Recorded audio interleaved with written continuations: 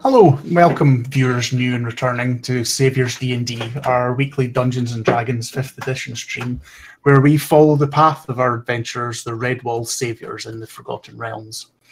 We'd be really grateful if you follow us here at twitch.tv/SavioursDnD, and you'll also find links to our Twitter at SavioursDnD and also SavioursDnD on YouTube, where we'll post our VODs cut into 2 bite-sized sections each week.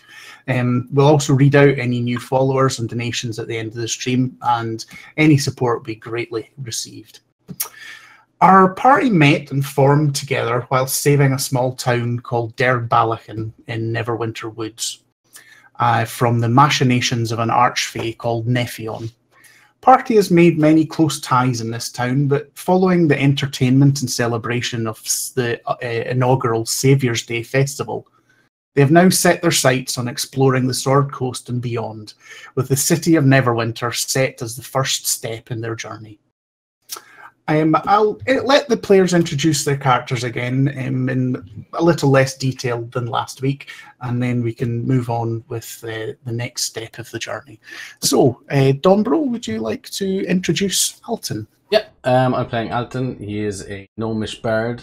He's basically 3 foot tall, big spiky red hair. He's a bit interesting in that he's mute. He doesn't speak, but he has a big white raven which he speaks through and casts spells through. And all his stats are there. and the raven's name is? Will. Thank you. Good for you. Jabberwocky, would you like to introduce Salir? Yes, I play Salir, last name unknown.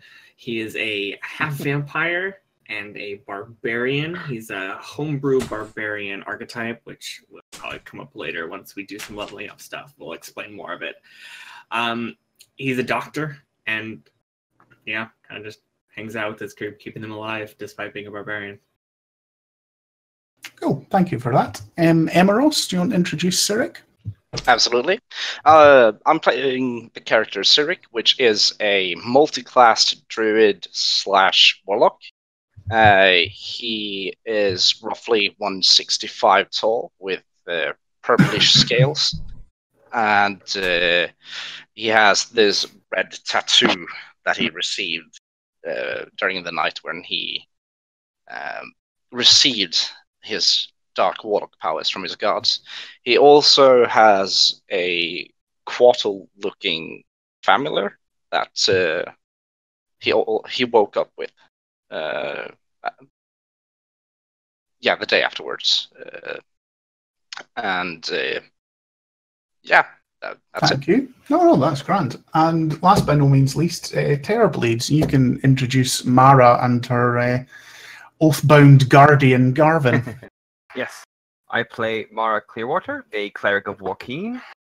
About average height, dark blondish hair, yellowish eyes. Came to town, help out with the trade, part of her religious obligation. And she wears many different things depending on what she can get. And her oath-bound guardian Garvin. I don't really remember how much he looks like, what he really looks like, because I always think of the image, exactly the image, like the metal helmet that's pretty low down, the large, dark brownish beard. Now the full plate armor. He wears his armor a lot, but not constantly. Oh, he always wears it. Yeah, a dwarf, yeah, it's like a guy in his socks. Dwarves always wear armor. Yes, and thank you for that. So, last week, the party were part of the various games and festivities, with Mara attempting to wrestle a greasy pig and trying to stay clean at the same time. Alton doing particularly well in the axe throwing competition, and you're all failing miserably at the tug of war. No, we won. Did you win? Oh, you did win. That's right. Sorry. Wow, Apologies. pretty memorable, huh? Yeah. I think it was still so unexpected that I just rewritten history. And Denmark got a hug. Yes. And there was lots of partying and dancing and storytelling through to the wee small hours. Whether you wish to join in or not, the town was certainly doing so. I think we start today's session where, rather than boring our viewers with long and hearty farewells, we're going to cut to the point where you are now all sat on your caravan train. You are maybe see it dwindling in the quarry that it nestles in behind you, sun twinkling on the loch behind it, and you have been given a couple of last-minute gifts to take away. Firstly, you had a meeting with the mayor where he was again very profuse in his thanks for all the party's help, and he has given you a painting of the town done by an elven artist who has recently been within the scene within the forest, called Lady Luthien, an elven woman. And it is a beautiful watercolour of the town, the road leading down to the doors, and the quarry and the mountains behind it. And you've been given that as a keepsake of your time here, as who knows whether you will ever return. Never. Yeah, never. The caravan train itself is yours. This is also part of the boon that you've been given to by the town, because they could not give you cash because they were quite short of money. And this is yours, and Mara is obviously quite party to this forever. So whether you stay with it or not, this caravan train is now part of a business that you own yourselves. The train itself is made up of 3 canvas-topped wagons and 2 flatbed wagons, each with their own driver who you have to pay. The cargo you carry at the moment is a mixture of the sort of normal trade items from Derbalachan, of furs, hides, ore from Stoutwall. But there are some new additions. There are several barrels of pickled apples, which are intended for a Neverwinter cider manufacturer. And there's also a very, very special first few cases of an artisanal jam named Reeves Redwall Raspberry Conserve. Which take my money. Which Ogden's friend Reeve, with the help of Mara, has developed in the hope that they find a good patronage within the nobility of the bigger towns and cities of Sword Coast. Mara, you found from Alton that it was a very incredibly good jam, and you've helped with a wee bit of fancy packaging and things like that to try and get the nobles on board. So this may lead to being quite a lucrative thing in the future. Normally there'd be additional guards, but your party are providing the security for this particular trip. And Mara has also hired a small halfling woman named Louisa to run the caravan in the future. Now, although she's very young, Mara has been very impressed with her ability to take control, plan ahead, act efficiently, and ensure those that she works with do the same. So I'll just try and bring this into the token layer so you can all see her. She also travels with a large St. Bernard dog. who's called Rufus. And as well being her very faithful companion, she also rides him like a mount instead of a horse. So, we find you on the way. Does anyone wants to do or say? Are you intending to stick to the road and use the time-honoured track, or are you going to try and go off-piste to save time? I don't trust our wagons to survive off-road tracks. Not that I think that they're badly made. That first journey, we don't want to get stuck somewhere. Yeah, I think sticking to the road is probably the best. I mean, probably higher chance of bandits, but at this point, we have a dog rider, so we should probably be fine. And if there's anything, I've obviously just overviewed. So if there's anything you want to know more about any of this, you can ask, because there are probably things that you know that I've just not put in that initial overview as well. I think Mara might want to buy like an extra wheel. Feels like that. Oh yeah, I mean, with all that sort of stuff, we can just say that, you know, the caravan has the normal sort of, there's a repair kit, you have tents and things to put up, because the actual caravans themselves are filled with all the victuals and things that you're taking for sale. So there's not space for you to sleep in them, but you've got tents, you've got bedrolls, you've got firewood, you've got provisions for the sort of 5-day journey or so that you expect it to take you to get to Neverwinter. That's what I was going to ask, what approximate time it was going to take. About 5 days and 5 nights? Or...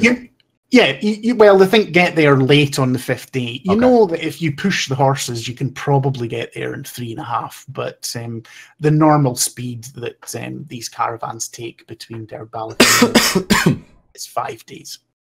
Okay. We're in no great rush, right? No, exactly. Yeah.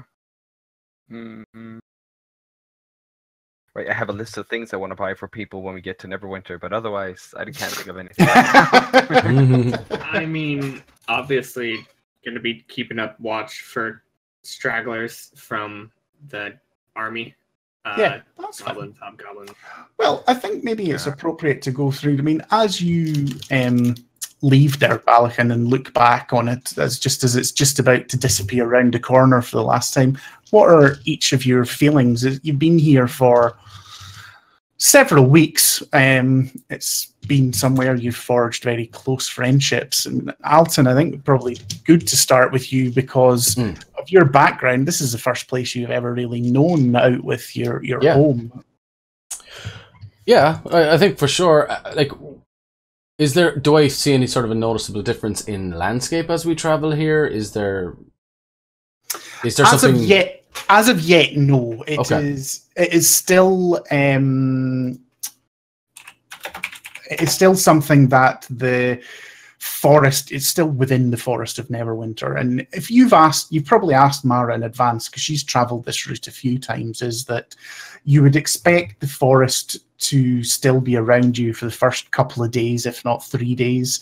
And then it goes into more sort of pastoral rolling land once you get closer to the coast. But there are a number of days travel in the forest itself. But it's a proper paved road. The forest's been cut back to, several dozen yards on either side. It's not the tiny wee trails you've been used to. Yeah, I think Alton's very excited. Certainly to be moving into a different direction of this kind of strange land to him.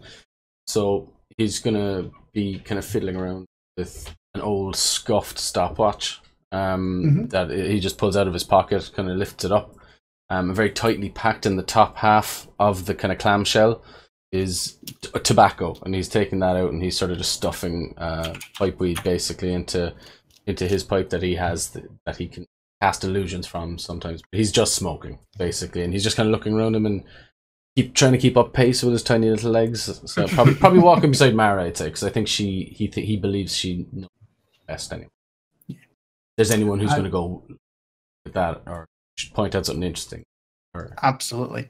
I'll just continue going round alphabetical order as I normally do. So, Salir, have you got any thoughts or feelings of leaving the town behind?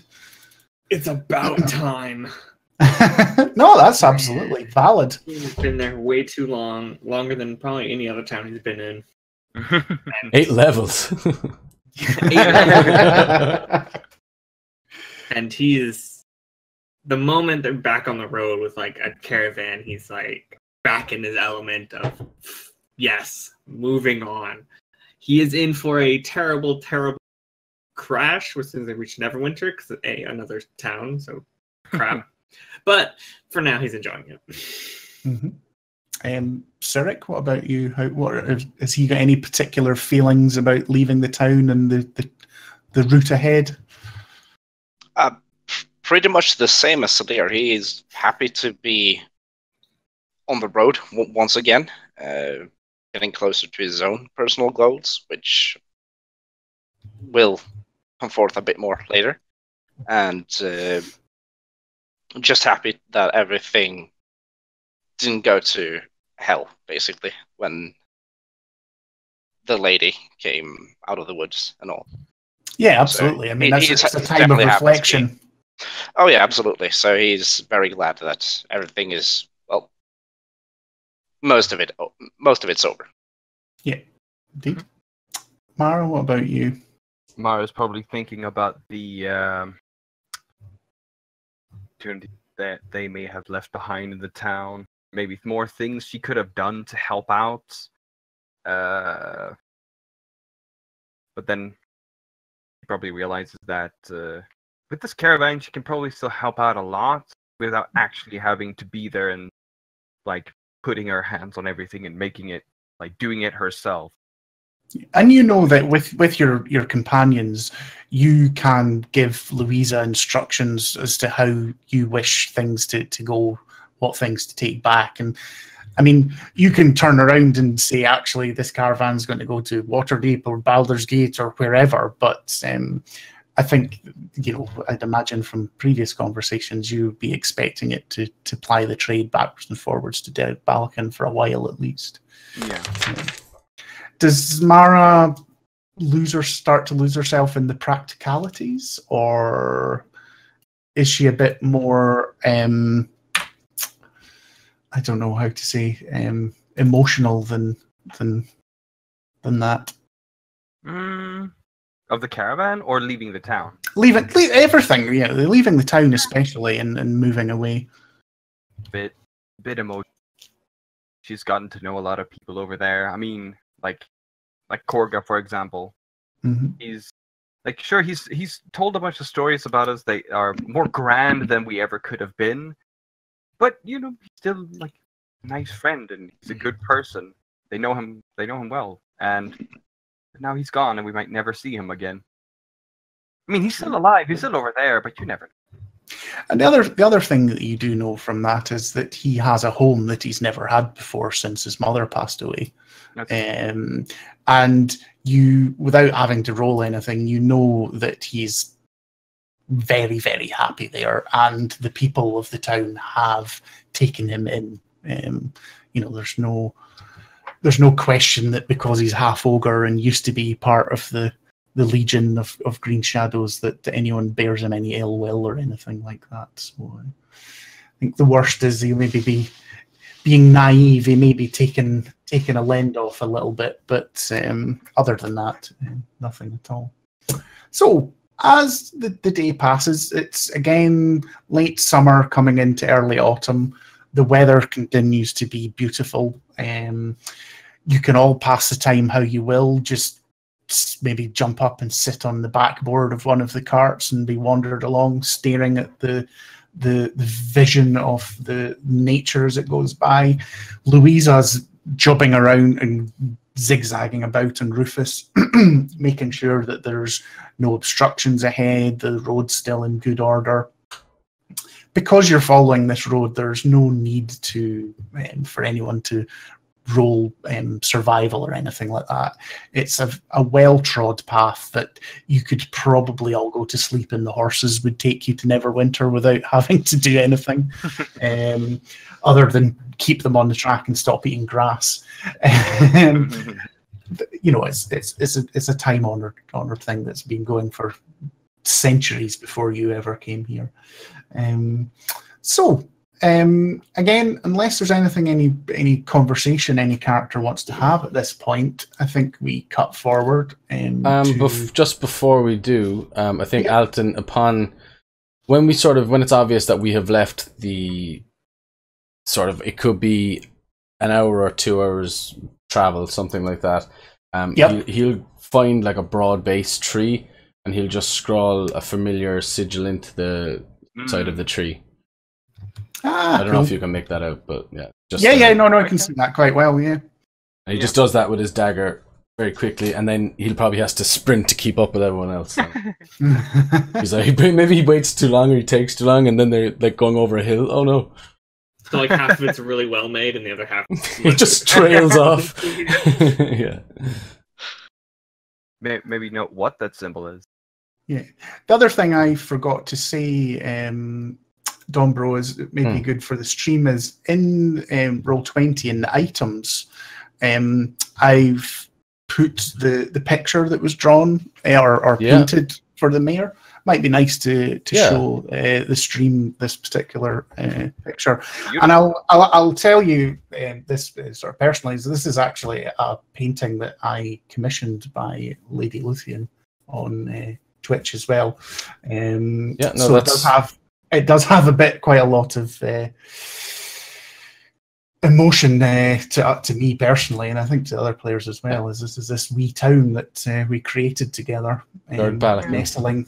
Yeah, indeed. So I thought the party would quite like that as a wee memento to take with them. It's where Pokemon trainers go to get to level 8, and then they can go out and do the gym battles. then you get a sandbox world. Yeah. But I think what has to be stressed to the stream as well is this is we're playing this game for nearly a year, so there's a lot has gone by and lots of things that'll come up in the future that you might need explained, and don't hesitate to tweet those questions at us as well. That's the problem. Absolutely. There's a version of Mara shows up with an eye patch and a goatee. A lot has happened. I actually can't believe that it's almost been a year since we first started. Yeah. Yes. right? That's really cool to look back on, actually. Yeah. Although in game it's been like 12 weeks. Yeah. So that's it's quite mad. All right. So they've seen the picture and it's going to take the picture down if that's all right. Yeah. No. Absolutely. That's great. Are we approaching the side tower thing? You know, the lookout. I mean, you will have gone right underneath it. Okay. And I'll bring you to the map of the area again to show everybody what you are talking You about. mean the castle? The key. This what Salir is meaning is this area here, which is called Echo Overlook, which is a big ruined, abandoned tower that nobody goes near, as it is rumored to be filled with the undead. Did it look definitely abandoned as we went by it? Oh yeah, absolutely. Okay. And if you ask Mara again, because Mara knows about the trade caravans, no lights have ever been seen from this place. No smoke has ever been seen to rise from its chimneys. It is well known amongst trade caravans that it is somewhere, and it's almost become a superstition to avert people's gaze. You can probably see the other members of the caravan, the drivers, all sort of avert their gaze from it when they're passing underneath its view. Just as a superstition, if you ask any of them, they can't actually tell you for any reason why they've done such a thing. Well, I mean, it's working. Nothing bad has happened when we look away. We definitely Exactly. Salir definitely looked straight at it and like stared at it as they were walking by. It's like something come out. Marquez whole person. And as you go down the trade road, it's probably about half a mile away is the closest point that you get to it. It's not and it's quite high up, so it's probably further than that on the angle, because it's up in the hills. I mean, is there anything particular you're trying to observe, or are you just looking at it? Just seeing if like there's like a contingent of goblins living in there. Like, any changes from being abandoned. There's a lich outside on a smoke break. You know, yeah. Maybe a lich gets fresh air. Yeah. I think he's like secretly hoping for something to be there because he's like, "Come on, we need to." It's an excuse to go clear it out. And like, I think Alton is the opposite. Alton is 100% sitting on the cart at this stage because there's no way his legs can carry him for that long. And he's also going to be sort of very conscious of the fact that there's a lot of jam under him. So he's kind of just looking around. But he's trying to ignore it. He's doing his best. And I'd say Mara's probably slapping him every now and then. And I think as you look around underneath it, you notice that Reeve has particularly secured the boxes. They've got like, I think between Reeve and Mara, they've got like wax seals on them, so it's quite obvious if little sticky fingers have tried to get at the contents. I think after a time, everyone else is completely obviously sketched out of this place. Alton hasn't even looked up at it. I think after a time, he just sort of goes, realizes, admits defeat, and just takes out one of his own cherry jams and just starts. Yeah. Yes. Why waste your own jam if you can get someone else's? So sorry, going back to you, Jabber. Were you wanting to like roll a perception check to see anything? Or sure, why not? Yeah. At this distance, the likelihood of you seeing something is pretty negligible, but we'll see. Don't underestimate my +1 perception. 4. Oh, yeah. You can definitely see the abandoned ruin that's sat there on the hillside. Those are definitely some abandoned ruins. Yes. The wrong part of the mountain. I think with that score, it's sort of like you can only make things out purely because of the in-depth description the mayor's previously given you. Yeah. Otherwise, you would probably just not even notice its presence. Because it's sort of built into the structure of the mountain with just little bits of crenellated walkways and the odd wee tower here and there. It's not obvious for those that don't know. Yeah, as they pass by, he just pulls out his journal from Sarah and continues reading it. Yeah, Sarah. Again, do you want to explain for the stream what Sarah's journal is? Just before we started streaming, we took out the Lady of Green Shadows. If you watched, so give a brief description of her and what went down. Sarah is actually the real name of the Lady of the Green Shadows. After defeating her, we found her journal on her body. Salir took it sort of upon himself because everyone was like, well, the town was like, oh no, we need to shame her. She was a monster. Everyone deal with it. But Salir kind of was like, gave her a proper burial and is now reading through her journal. Just a mix of finding out if she had more information or just learning more about her life because he knows what being called a monster is like and just kind of wants to really give her the due process to understand what kind of person she was. And the specifics was that you found out that the pact that she entered into was to cure an ill child of hers. Yes, a child named Raelia. Yeah. So, you do not know what happened to that. No. But you also know that entry was several years old as well, so who would have been a toddler is now probably in the middle of their childhood. Mm-hmm. Yeah. He's working through it. Yeah, thanks for that. Yes, more shall be revealed in the future. I'm roughly 11 hours into the journal. Right, as my notes say. It'll probably be soon then, because that's quite a good time. I'll not do it in the here and now, but yes, there will be more revelations from Sarah's journal. So the day passes. the normal signs of nature seem to be you're keeping the lookout for remnants of the Legion, Goblinkin. Nothing like that is evident. The forest seems actually quieter than it would normally be for Mara. Usually you get things lurking, whether it be normal monsters like owl bears or something that need to be shooed off or things, but no, very quiet, lots of bird song. I think, Cyric, your eye is drawn to many rabbits and hares that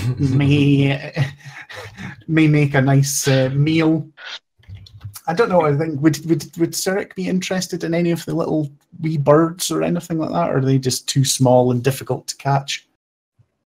He's certainly interested in them, but he would not actively go for them. Yeah, that's that's fine. So it's tempting to say the least, but it's nothing that he would act upon in this now. Yeah, absolutely. Would there be a way of seeing that he was looking longingly at these? I think with that, roll a perception check, and you tell us, Emeros, whether you would be trying to deceive everyone else and hide the fact that you're looking, or whether your nature is overtaken. Nope, that's a 3. All right, okay. All right. So I think that means whether you're trying to hide your fascination or not, Alton just doesn't notice. Yeah. Well, that's good. But if anyone would actively sit and watch my face, they would. You know how it is when you really try to hide something or pretend that you're not looking at someone and your eyes just quickly goes to the side? Say if you have someone to the right, you quickly look at it and look back, and so he notices it, but he's trying to convince himself more than anything that no, not now, or I don't. Yeah, I shouldn't be right now. Yeah. But he is tempted. Absolutely. I'm not looking at the birds, the delicious birds. No. I think mid-afternoon, Mara, Louisa comes over to you because although she sort of knows you're all her joint employer, she's been deferring to you because you've been making the sort of business decisions, even though I'm sure you've been speaking to your colleagues. But I feel like I think it's more like every time of us. Yeah, exactly. Yeah, you cut out a little bit there, Jabber. In and out for me, Jab. Yeah. Sorry. I think what Jabber was saying there was that every time she speaks to anyone else in the party, they say just go and speak to Mara, whether... She basically just comes over and asks whether you wish them to run late into the afternoon or how quickly you want them to start looking for a campsite. Do I know if there's any nearby campsites? That would be. I mean, there's that now on this bit it is, although it's not cosmopolitan, it is a more travelled road. Other than the last sort of 3 months, this is a road where caravans go up and down and up and down. But there's lots of flat spaces. You will find, if you almost think about them in modern terms, as sort of lay-bys that have been sort of created at the side of the road. There's no specific one you have to get to. There are quite a lot of them. Whether they're not actually sort of made, it's just that many caravans have stayed at the same place and it's flattened the ground and made almost sort of small wee clearings at the side amongst the underbrush and the scrub and the ferns and things like that. But these sorts of places will not be difficult to find. Okay. I would imagine that we don't really want to start off the journey with trekking it so long and then having tired for the rest of the journey. So I think we should probably pick a decent hour to stop whenever we found a way. So we don't need to tire ourselves the first night. Absolutely, that's fine. And you can see that she sort of nods in agreement. She sort of thinks that's a good idea. You strongly get the feeling that. And one of the reasons you hired her is that if she had any strong reservations about any decisions that you made, she wouldn't be shy in telling you were wrong. She does not believe that you being her employer means you're right all the time, which I think would draw Mara to her. Yeah. It's offensive. I'm always right all the time. How dare she assume such a thing? I'm gonna defeat these children in whatever game they're playing. So time goes on, and shortly you find a wee place just off the road, a couple of dozen yards. You get the wagons put together, you get your tents up, and you start a campfire, boil water, make some stew and things like that. The classic. That's a really nice map. Yeah, I really like that. Fancy. Yeah, and again for the stream, I am a DM that for the most part does a lot of theatre of the mind. You probably see them all wince because as soon as they see a map, they think it's a battle. But I must say I puckered just a bit. It was I pulled out my other dice just in case. Exactly. Because I do not use maps very often. I've never actually sort of said that. It is a lot more of the theatre of the mind stuff. But I personally a Patreon who does wee maps like this, and I just thought there was good representations for things like this. I can't remember the Patreon's name. I'll look that up and link it. But we'll tweet it out. That's why they've all winced. And for the actual party is I will sometimes do these things that are just for the theatre of the mind, but just to give it a little bit more things. So you will. I'm also doing it so that you don't instantly know, oh shit, when a map comes up. Yeah. Yeah, but this will now be like the generic night stop with the caravan. Camping, so yeah, exactly, it'll be exactly the same every time you stop. So, and there may or may not be baddies about, so that's fine. Good. The Louisa and the other drivers, they sort of help put all the tents up. One of the drivers turns out to be particularly proficient at cooking and makes a lovely stew. Do any of you want to do anything whilst you're relaxing in the sort of late evening before going to bed and getting some sleep and rest before the next day? How long have we been on the road? That's actually entirely up to Mara, really, because she was asked the question. You left, I think, slightly later than a caravan normally would, because you saw some of the drivers were a bit hungover from last night. So I would have said you maybe left the approximate modern time of sort of maybe 10 a.m., whereas usually caravans set off at sort of as soon as it's daylight. Okay. Mara, how late, sort of mid to late afternoon before evening, did you think you were settling down? We probably don't want to be walking in the dark. I mean, it is still, as I say, late summer, early autumn, so you know that there's sunlight well into quite late evening before. Yeah. Like I said before, we don't need to stress too much. So sort of late afternoon, early. So if we say now, after the camp's been set up and everything, it's early evening. So say sort of 6-7 o'clock in the evening. Yeah. Modern times. Yeah. Well, Alton will just sort of have a look around and how many people are actually in the whole caravan in terms of? There is Louisa and 5 drivers. Okay. And where the hired guns? Yeah. Yes. Well, Alton jumps his 3-foot frame down off of. He actually probably needs to aim before he gets down off of one of these caravans and drops. And he will. He'll just basically just look up to Salir and Cyric and Mara and just say, "Well, are we eating? Or should we just go straight to bed?" We should probably get something to eat. And Alton would say, "Very good," and he'll just take out the second half of his jam, take it, go under and sit under a sort of the shadow of a tree to get out of the sun, pull up his hood and just sort of Just in the corner, chilling. Mhm.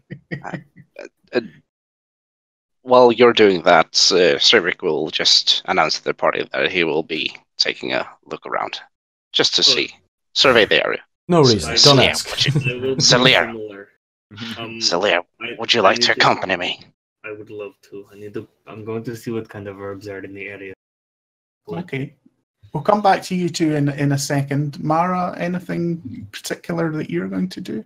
I don't know. Or ask Garvin to do? I don't know. I mean, like, I can't. What would? I guess there's really nothing that can be done with the caravan today. We've not moved very far. No.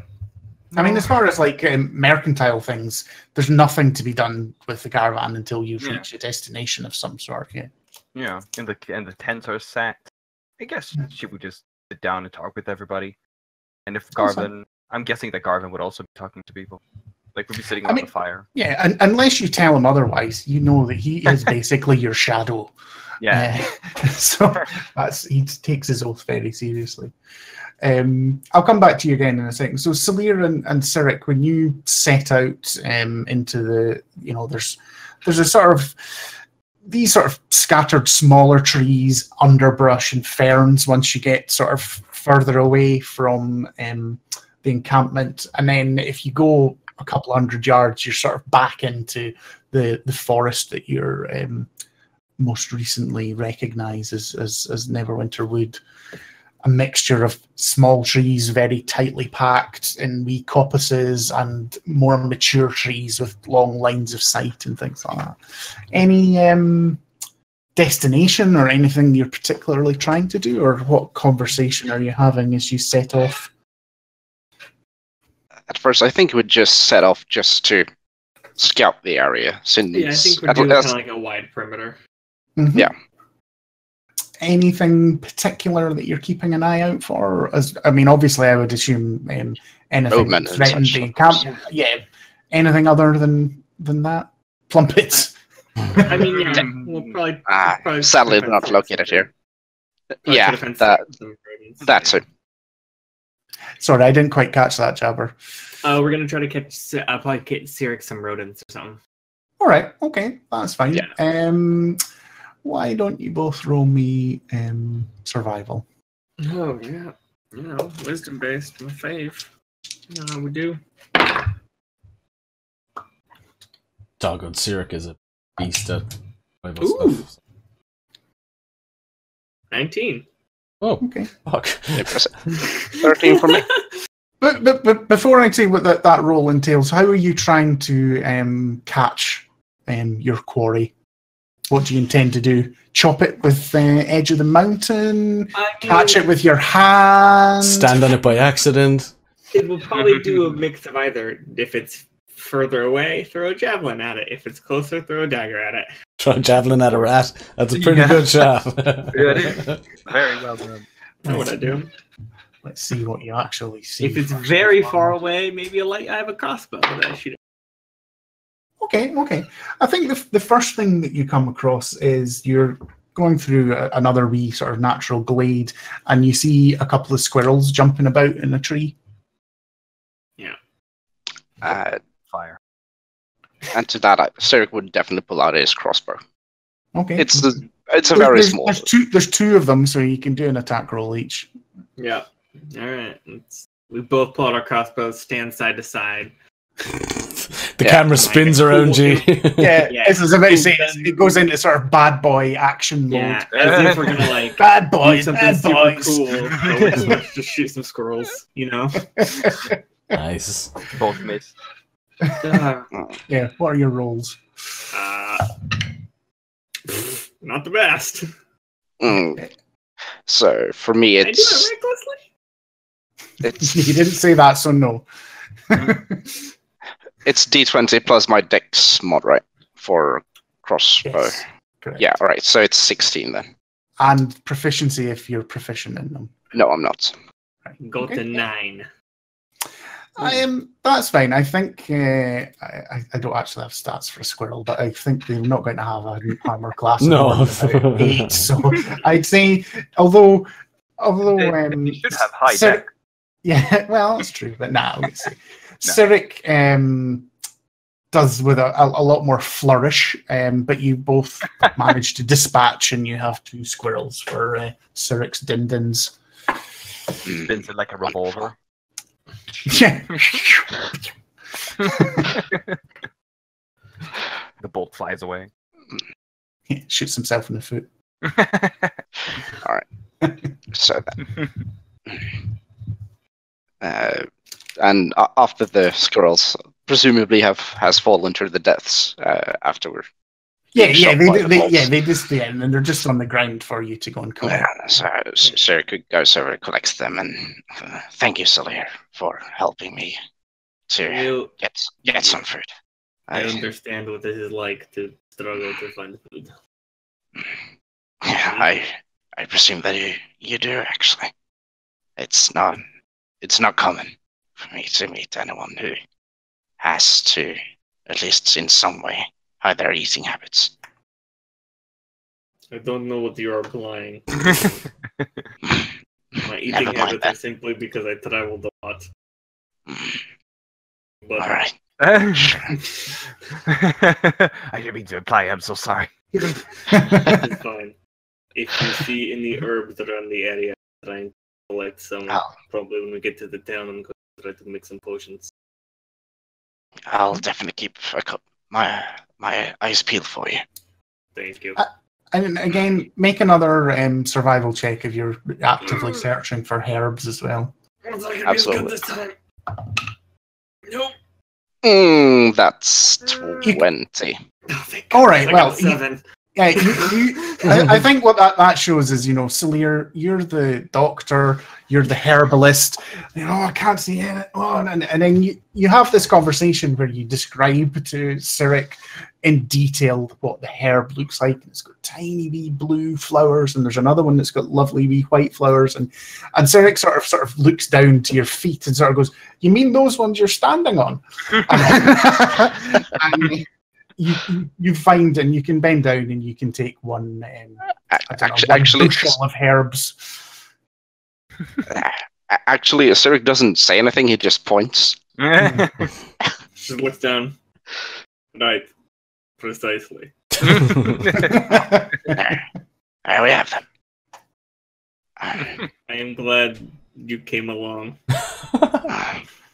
We help each other out. This is good. There it is. Sorry. Should I help collect these, or is there any particular way you have to cut them? Or? I think I can handle it. He just reaches and just rips it out of the ground. Just plants. No. I'm going to grind them up later, but I need supplies that I forgot to buy in town. I understand. Because I'm bad at this game. I forgot that I need to buy stuff. But the one thing that you do know, Salir, is that whilst you're still within the forest, these sorts of herbs are should be quite easy to find. Well, if you bring Cyric along to look for them, anyway. Yeah. So that shouldn't be a problem. Do you then? You think you probably spend between the squirrels and the looking for herbs? You maybe spend an hour and a half away from the party, but not. Going too far, people could Not probably suspiciously too long. No, indeed. And then, do you just return, or is there anything else that you're on the lookout for, or do you run away? Yeah, we elope. Actually, we. Yeah. All hail the Queen of Spiders. All hail the Queen of Spiders. Yeah. It's how it is. We really need to stop invoking the Queen of Spiders, by the way. I'm gonna do something with that. That's not a good idea, dude. Listen, I like that. You are basically in Mirkwood. Yeah. I'm giant spiders. I gave him some food. Indeed. They're way Alison and Mara, are again you just chilling out as you did? Anything else that you've thought of that you'd want to have done, or? I can't think of anything. I mean, she's kind of silently taking notes on what Lucia is doing. Louisa is doing if like there might be something you want to comment on. You're a supervisor. Yeah, well, I have some notes about your performance. I'd say That'd be roll an great. investigation check because you're investigating her performance. Oh, Do yes. that. Let's see. Investigation. Oh wow, I thought that'd be higher. That is a. What the hell have I written? Oh yeah, since I have Jack of all trades, I have to write numbers on top of numbers. That is a 17. Good. You observe her. You take the time that Salir and Sirik are away observing her, and you feel that your initial thoughts about her are entirely justified. She again epitomizes the efficiency and the planning, making sure the other members of the caravan are doing what's asked about her. She's going about, she's checking the goods to make sure nothing's fallen off or been stolen. Making sure that they've got enough food for everyone, but they're not overcooking, so they're going to run shy. Make sure they've got water, all these sorts of things. And your role basically gives you a lot more comfort that you have made a good decision and that she will run the caravan very well in your absence. Good. Very good. And I'm guessing the caravan drivers don't seem suspicious either. Or are they? No, nothing. I mean, I'll give you that from that role as well. And there's nothing. None of them seem to be particularly friendly to Louisa. And by that I don't mean that they're sort of animated, but they're not close, is what I mean. But they all have a passing familiarity. They obviously know each other. They've all worked on caravans, but none of them seem particularly close. But they are open and chatting to each other and all the rest of it. This is a new unit that's being forged rather than one you've got off the peg, so to speak. So Salir and Sirik return, and you all sit down for your meal, chat away, reminiscing about things. The caravan drivers ask Alton to tell the story as though they've probably not heard it dozens of times whilst they're in the town. I don't know, do you give in, or are you sick and tired of telling the story of the Red Wall Saviours? How could I ever be sick of that? No, I absolutely 100% through using little minor illusions and verbose examples of what I'm actually retelling Korga's story rather than my own story. So it's like it's big, but I've tried to cut it back where he's gone a bit too far, and I'm trying to cut the fat off a little bit. But it's still bigger than it was. It's a big old thing, and I imagine he's telling the story as he's jumping from caravan to caravan, doing various through the things, fire and stuff like that. When he'll escape from Stoutwell. Exactly, he'll jump into one of the caravans and come back out wearing his goblin costume, which to the viewers at home is just a goblin scalp he wears. You're just turning it with Yeah.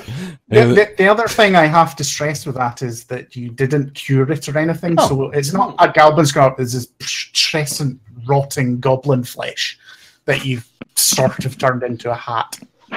Yeah. It's he's a dirty forest boy. He doesn't care. He's the dirty forest boy. Yeah. Dirty. Is he still the world's largest gnome? Oh, pardon? Oh, that's Korga's version of the story. Oh, that yeah. Alton's the world's largest gnome. Yeah. No. If he's an inch. Yeah. No, he doesn't continue that line at all. He thinks that was too much, especially if he's going to be the one telling it. So he thought better of that. Got editing on that little aspect of the story for sure. Cool. But yeah. So your first night as a caravan goes by convivially.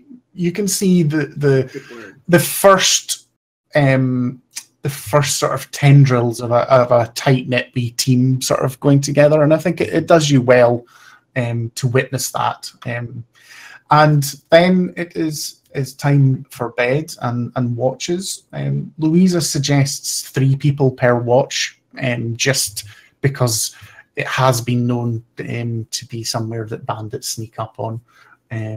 So with the party, I think if you do 2 watches between you, a 3 and a 2, and see who wants to go first. What watches do you want to take?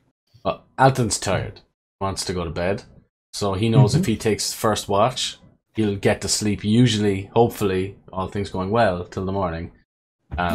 So he will step forward and say, "Anybody want to do watch with me?" Yeah. Oh, go for it. Yeah, sure. I'll take the watch with you, Alton. Perfect. And Quill will just sort of land on Alton's shoulder, and yes, Sarah can sort of move around the circumference of the campsite.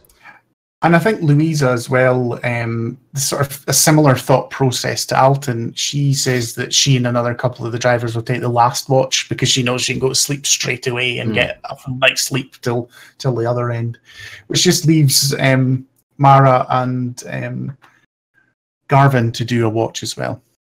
Yeah. Do you want to do? Salir. Sorry, I thought you were going with Sirik and Alton. No. Right, okay. I'll go with Garvin and Mara. I'll wake up in the middle. Yeah, I don't mind. That's fine. So do you want second or third watch? I mean, there's really not that much difference between them, I feel. I'll do the one without Garvin. Wow. Wow. Okay, Wow. that's fine. Right, so random D20 from Mr. Alton for the first watch. That is it just a straight D20? Yeah, just a straight D20. Okay, 18. Okay. Your watch passes peacefully. Usual sort of things that you're now used to, of owls and birds and things like that, as the twilight goes into more dark, but nothing untoward. I think at that point as well, I think he when he thinks there's nothing's going to be happening, I think he'll probably head back a little bit early, and he's going to try and get to bed when he thinks that we're good. So he'll come if he leaves Sirik on some other side of the he's sneaking off to bed. That's fine. That's not a problem at all. Can I roll to see if Alton, if I can notice Alton trying to sneak away? I was just about to say, and if Alton stealth, if you said you were sneaking, so that's a stealth check. Let's and do a it. perception check for you, Sirik. Okay. That is 11 total. And that's 14 for me. 14 from me. So, yes, you see Alton sneak off, and as you watch him, he sort of goes over to his bedroll and is quite obviously preparing just to get inside and go to sleep. And you know there's probably another 40 minutes of your watch to go. At this, he doesn't sneak up on to you. He's standing quite a way back, and Alton. And I imagine he's probably in the middle of because Alton does this thing where he gets his rapier and he sticks it, and he sort of makes a little tent and he rolls himself into the sleeping bag. He doesn't really know how they work. So he's just in the middle of that, and he just hears it, and you just see the back of it, and he just goes, "Sleep well, my friend." And it actually doesn't interrupt you. The bird will flap and say, "Oh, thank you very much. Good night." And Alton will just burrow into his sleeping roll. Sarah understands that it's been a long day and everything, so it's all right. He attempts to be a bit more, how do you say, pay a bit more attention. Yeah, and pay a bit more attention since a couple of eyes has just disappeared. And that's Alton now got 2 different party members mothering him. Mothers! Mothers! My 2 mothers. That's what we should have called it. That's the 2 mothers and the one who will kill him on command. Yeah. Um, The evil so- stepfather. Salir, I think you take the next watch with one Sure. of the drivers. So if you take over, Sirik, you can go off to bed, and if I can get a survival check from you. Survival or just a straight D20? Oh, sorry, yeah, straight D20, sorry, yeah. 5. Okay. Again, your watch passes without much thing. I think at one point you're startled as there's a commotion in one of the bushes, and you start to get up and think if you're going to have to wake each up. But then it turns out there's an explosion of leaves, and a fox chases a rabbit out of a bush. So as though it's giving you a little bit of a startle that you thought something was sneaking up on you for a while, it's just nature being nature, red in tooth and claw. And you see a while later they sort of disappear off into another bush at the other side of the clearing, and a while later you see the same fox trotting back with a nice plump rabbit in its mouth for its dinner. But other than that, I'm half tempted to go steal a rabbit for Sirik. I decide otherwise. Dagger! I've got a fox and a rabbit for you. 2 for 1. So yeah, unless you do that, then the rest of your watch goes smoothly. He does his usual calisthenics. Yeah, you pass on to Mara and Garvin. If you could do a D20 roll. Right. That's a 6. Okay. Similarly to Salir, you witness some animals hunting and things like that might have given you a bit of a start, but I think on the crossover, Salir said that there was animals about, and not to be too worried about the odd rustling in bushes and things like that. The odd shambling mound. No, there are no shambling mounds. And then you pass over to Louisa, and again, her watch goes without nobody's awoken in terror in the middle of the night being attacked. Aww. So the next morning rises. Have you told them to wake you up early and start with the dawn, Mara, or again have you let them lie in and start a bit later than a caravan normally would? No, I think we would want to start early today, Okay. so we can start getting at the normal caravan pace. Yeah. We had a kind first day, so now we do a normal second day.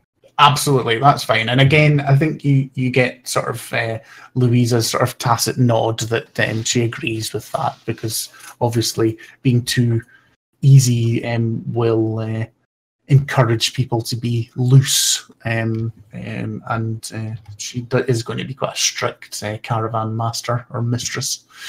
So you have your breakfast. And again, unless anyone has anything that they wish to disappear and do, you are all quickly back on the road once more. On the road again. You quickly fall into the same sort of schedule as yesterday. The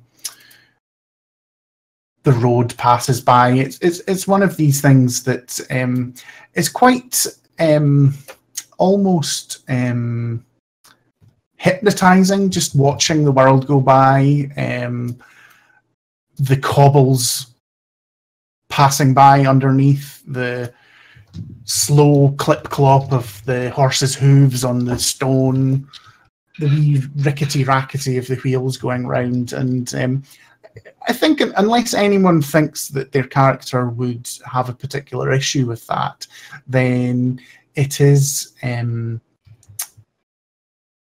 quite a soothing thing, and you all sort of lull into a little bit of a, not a malaise, because it's a more happy thing than this, but just like you're relaxed, I think, for the first time in a long time, because even in the festivities, you still had to sort of put on the show. You were the big heroes in the town, whereas now it's just back to you, the world, and you're truly at ease for the first time in a long time. Now, I think sort of mid-morning, you're maybe been travelling for 2 or 3 hours. You're maybe thinking about looking somewhere to sort of stop for a drink and to water the horses. You round a corner, and a long straight opens up before you, before turning to another corner.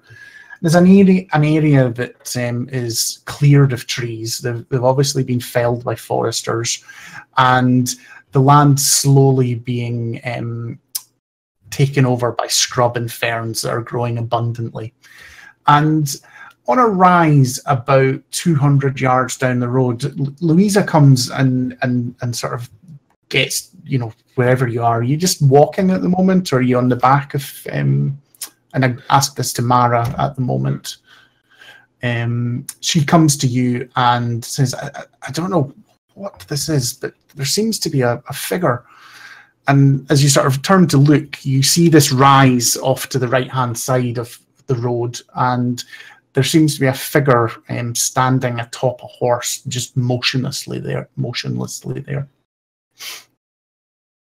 Can I roll some type of perception, or is it far away? Yeah, absolutely. No. It is far, so the perception will be easier as you get closer, but you can do it straight away.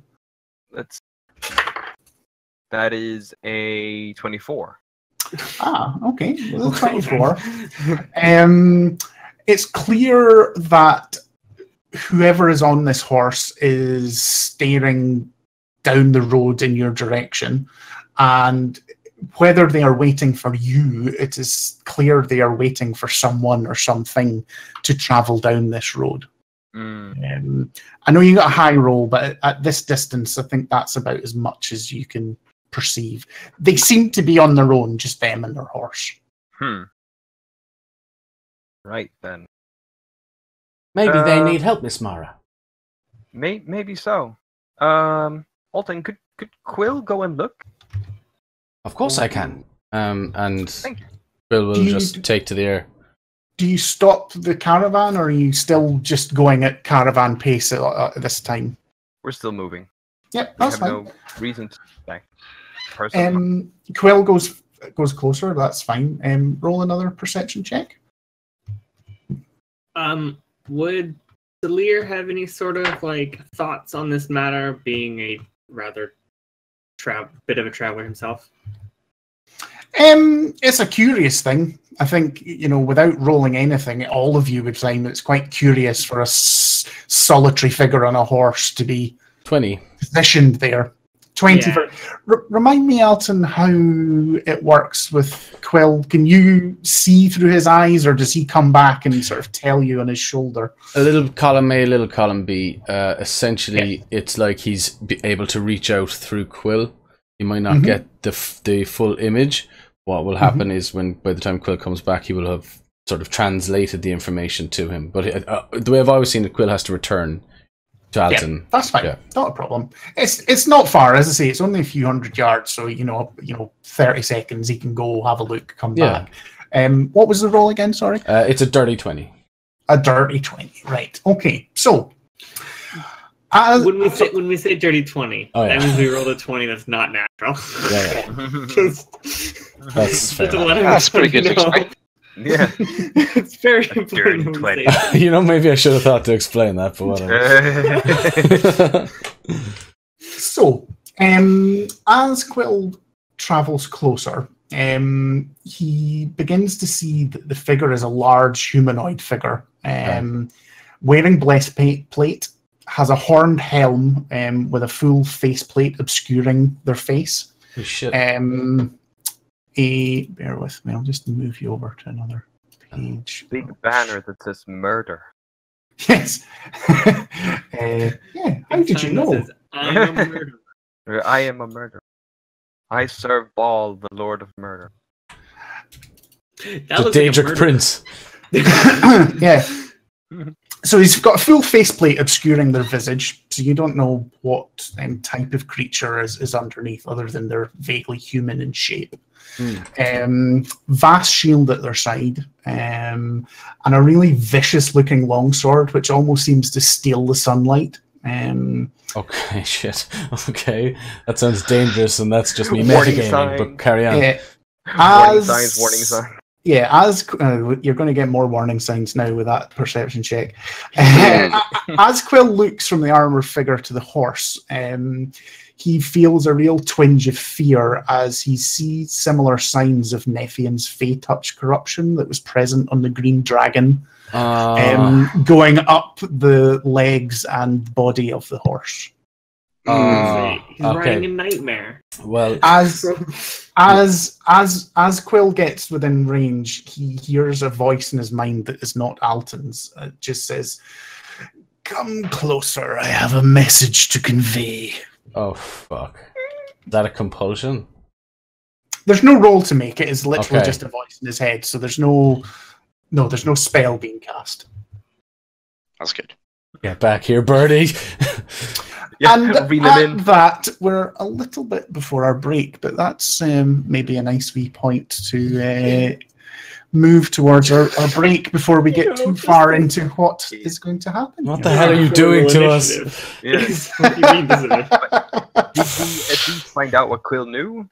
Quill saw? Well, we could probably deal with that after. It's like as Quill turns around, does Oh, the loop around back. Yes, Yeah. we'll going after into break. after the break, we'll start with Quill telling Alton, and then he can tell you. I'll hold this card ready. I can't read it, I'm afraid. Death Ward. Fortunately, Death Ward is a fourth or fifth.